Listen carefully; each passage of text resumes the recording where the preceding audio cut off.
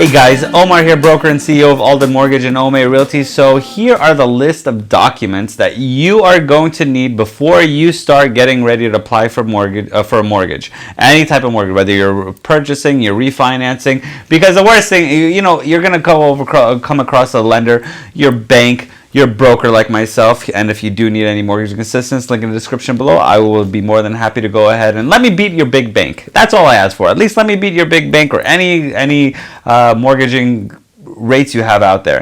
If I could beat it, great. Money saved in your pocket. But anyway, as far as the documents you need, now depending on the loan product, okay, there's so many out there and so many that we offer, from Foreign National to ITIN to bank statements to just a bunch of different mortgaging products, FHA, VA, all that good stuff, construction, whatever. Home equity line of credits, which, by the way, if you do need a home equity line of credit, we got you all dialed in. I'll put another video on exactly what's required of a home equity line of credit. It's a cheaper way to do things, especially if you need like a little bit of cash. But for this, we're going to go ahead and just do a conventional. Keep it very simple, because this kind of correlates with every single other one of them, except if you have like a VA, which you would need something called the certification of eligibility. But for this video, we're going to stick to exactly conventional documents. Now, before you go start shopping around, or you try to get a mortgage, or you're trying to do whatever, the documents you're going to want to have, it's going to be a PDF file. Make sure you have a PDF file on all of these, because every one of us are going to ask you for the same thing. Don't send screenshots. I don't want to see it on your phone. Don't do it where, I'm like, oh my God, you're killing me. The first thing that you're going to need is going to be your last two pay stubs. Now, why do we need your pay stubs? Because what we have to do is we typically match up the year to date on your pay stub versus your pay rate versus any commission added versus, it gives us, your pay stub gives us a full story of exactly what your amount is that you get paid. And then we could kind of calculate it accordingly all the way through the rest of the year. And the last two will give us a better idea. And then that way it'll actually go to our next document that we'll need, because we get to compare it to your tax returns. Now, as far as your tax returns goes, we will need your tax returns for the last 2 years. Now, this could be your full tax returns, which please you don't have to send the full tax returns. That's way too many pages and it's super annoying. Just give us your W-2. Save those little W-2s, keep it in like on your computer in a little file, important documents, and just keep it there. Give us your last 2 years of your W-2s, and that way we could go ahead and start corresponding the year to date on this versus your W-2 from the previous 2 years. Then the next one that you'll need is your bank statement. Now, this is something that it comes across all the time. We always get hiccup on this. Is when we ask for these are your last 2 months of your bank statements, by the way, okay? The last 2 months of your bank statements, please, for the love of God, send all pages of the bank statements. You're gonna see on the last page, it's going to be blank, and in your mind you're like, I don't. Why the hell would I send that page? Please send that last page, because in the underwriter's world, whenever we submit to underwriting, they're gonna ask for the last page, because it needs to be a complete bank statement. And without that last page, and even it says this page is left blank, or a blank page, or whatever it is from whatever bank you're at, we need all those pages. So if you think we don't need it, please don't think. Just send us all of it, okay? A, PDF it. B, don't take pictures of it. Don't screenshot it and just start sending it to me. But make sure you have all pages of it. The W-2, that's easy, because I get to see your taxes, how much you paid on Medicare. I get to see how much you paid in Social Security. I know how much you're contributing to your 401k. I could see all of that. I don't need much of anything. Keep it simple with a W-2. The less sometimes is more, and then the more is sometimes less. In the world of mortgaging, that's how we roll. So, and then after that, we have something that's going to qualify you based off of assets. If you are using assets to go ahead and get yourself qualified, and that asset will be like, let's say, any type of investment portfolio that you might have, any 401k that you might have. If you are using your 401k as a down payment and you're going to draw out on that, we will need your 401k. We will need the letter that says that you're going to go ahead and be pulling out X amount of dollars. And then we need the approval letter that says, yes, they are approving you to pull out X amount of dollars to go ahead and get you into that mortgaging product. Because they'll tell you, why are you pulling it out? On that letter, it'll say, why are you pulling it out? And then you say, purchasing a house, needed for mortgaging. Then, once we get that, then what we'll need is we will go ahead and run your credit. Once we run your credit, we are going to be asking very specific questions off of certain things. Now, the biggest thing that we usually come across our desk, the biggest thing that we usually have that comes across our desk is inquiries. Do not, whenever you are applying for a mortgage, okay? Whenever you are applying for a mortgage, do not get sucked into the world of oh, if I open up this credit card, I will get 20% off. Because every one of those inquiries that you go ahead and post on your credit, that you pull on your credit. Now, I did a video like not too long ago, and it was stupid. Like Old Navy was a credit inquiry. That was 2 days before, we were doing a refinance. I was like, why would you knew you were going to refinance. Why did you pull your credit off of Old Navy credit card? Well, they were like, oh, we're going to get 20% off or something like that. And they got a free shirt or like a little bag or a satchel. I don't know what it was. But yeah, they were going to get it. So they said all we had to do was apply for a credit card. Now, no new credit was obtained. But in the world of an underwriter, these are questions that have to be answered. And then we have to go ahead and answer those questions beforehand. So here will be another document that we will go ahead and need. A, was any new credit obtained? B, do you have a balance on that credit? Because then that messes up your debt to income ratio. And then last one is going to be, why did you do it? Just why do you do it? So whenever you are purchasing a house, this is only for purchasing, please do not let your husband, your wife, your whatever it is that you have, don't go crazy, or combine together, both of you together, don't go crazy with trying to buy like a bunch of furniture and putting it on credit or this and that, because that, in the timeline of you doing your mortgage application to the closing of your mortgage application to the funds being dispersed in your mortgage application, this will go ahead and change a lot of circumstances. So in the time you start shopping until the time you get that money into your account or that you get the keys to that house, you are to obtain zero new credit. You are to not buy any furniture. You are not to do anything, because this will just create a headache for you. Because then the worst thing is going to be, hey dude, did you just really go to Z Gallery and spend $10,000 on a line of credit? Well, yeah, we needed furniture. Why did you do that? Go return it. Go cancel that order so I could show that there was no credit obtained. Be like, well, I need furniture anyway.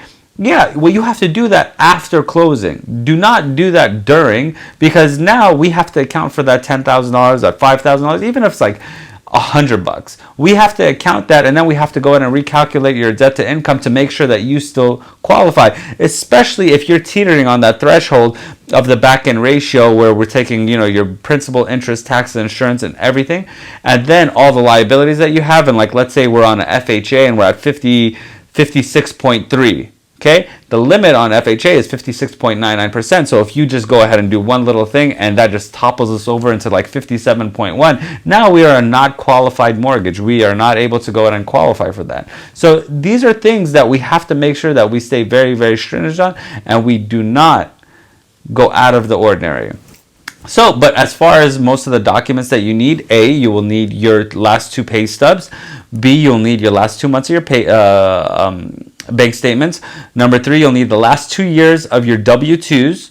And then if you have any investment accounts that you have, if you have any other properties you're using that are just going to use it as an asset to go ahead and put into your debt to income, and we're using that, we'll need all the corresponding documents according to that too. And then if you are actually, as far as down payment goes, so down payment, if you are doing the down payment yourself, right, and no help from anybody else, great. We need exactly where that down payment is coming from, what account. Show us the last 2 months of that bank account, and we're good to go. We know how it is, and we could go ahead and qualify you based off of that.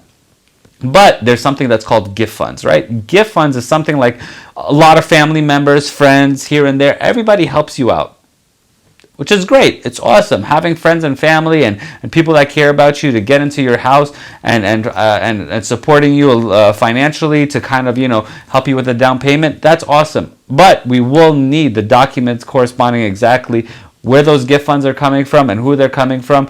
And we don't need the bank statements or any of that, but we do need to account for where the who's giving those gift funds. So for the most part, those are the documents you need as far as obtaining new credit for a mortgage, whether it's a purchase or a refinance. And that's all she wrote. Well, I hope that this content helped you out a little bit. If you did, like, subscribe, comment. And if it didn't, dislike it and then tell me how stupid I was. I'd appreciate all of it. No big deal. But if you are purchasing here in the state of California, we do offer up to 50% commission rebate, 0% listing fee, and any mortgaging product, link in the description below. Oh, and I almost forgot. I did say that I was going to tell you how you could get a lower rate earlier. So in the world of mortgaging, there are different products that you're able to use. Now, the biggest product we have right now, we're currently in 2022. We're in April of 2022. In April of 2022, the biggest mortgaging product that we have right now is actually called an 8-6 adjustable rate mortgage. Now, I know majority of people have the stigma that adjustable rate mortgages are terrible and this and that, but are they really? So what's an 8-6 adjustable rate mortgage?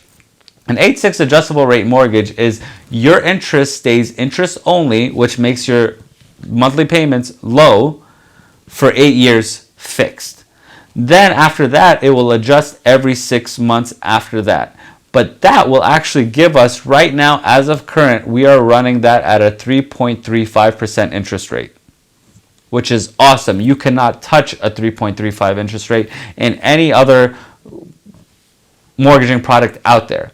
So you could still, even though it's interest only, you could still keep putting your principal and interest. You could still we'll calculate it for you to tell you how much you could go ahead and put to keep up to date. So when it does go to the 8 years and you are going to get adjusted every 6 months, or you could refinance out of it then, you're going to be saving yourself so much money in the course of that 8 years that if you went and did, like right now we're like teetering over the 5% range. The amount that you're paying in interest versus an 8.3 or 3.35 versus a 5%, it's a lot. It's a lot of money. Don't be scared of adjustable rate mortgages, because the 8 years that you're going to go ahead and pay off, you could actually take the difference in the amount that you're paying from a 5% to a 3.35%, dump that money into your mortgage, and save yourself thousands of dollars.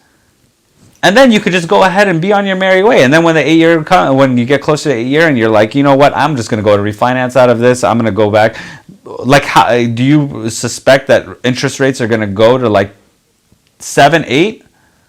Because if you are, then that's a different story. Then you're actually exactly where you're going to be right now, because if you're at the 7/8, right? If you're at the 7/8 adjustable rate mortgage, you could go back into another adjustable rate mortgage, still make your continuous payments, but you saved yourself all that money, and you're still back at the 5%, because typically it's about 1.5% cheaper to go ahead and do the adjustable rate mortgage rather than it is to do a 30-year fixed conventional. So does it make sense? No, absolutely not. So you could just keep refinancing. So even if you in 8 years interest rates are at 7-8%, you're still 7%. You're still 1.5% less than that. So you're at 5.5%. So you just spent 8 years of saving yourself 1.75%, somewhere around there, 1.65%, and there you go. It's all about a money game. It's not to be scared of different mortgaging products, as long as you stay on top of it, as long as you have a mortgage broker or a lender or whoever you have that's in your back pocket that is going to go ahead and help you out every step of the way, that's not going to gouge you on any sort of prices, which honestly we can't. I don't know where people get this from, but it's not going to be a bad thing. The savings of it, and I'll put the link in the description below. My website is in the link description below. Go on a mortgage calculator. On my website, I have it all dialed in.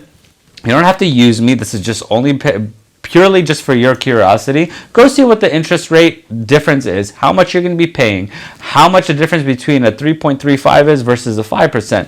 Then calculate that across 8 years. Then if you and then see what the difference is. You'll be shocked. You'll be actually quite shocked. But We are starting something new. The intro music that I did have, it's going to be going on to the end of this video. I'm going to go ahead and let you enjoy that. If you don't like the video, you could just go ahead and listen to the music. But like I said, up to 50% commission rebate, any mortgaging assistance, and 0% listing fee on selling your current home. Link in the description below. Please, I'd really appreciate a like, subscribe, comment, and all that good stuff if you liked it. And if you didn't like it, dislike it. Hit that little thumbs down button. I don't care. Whatever you got to do, just do something. Until next video, guys, I appreciate you watching.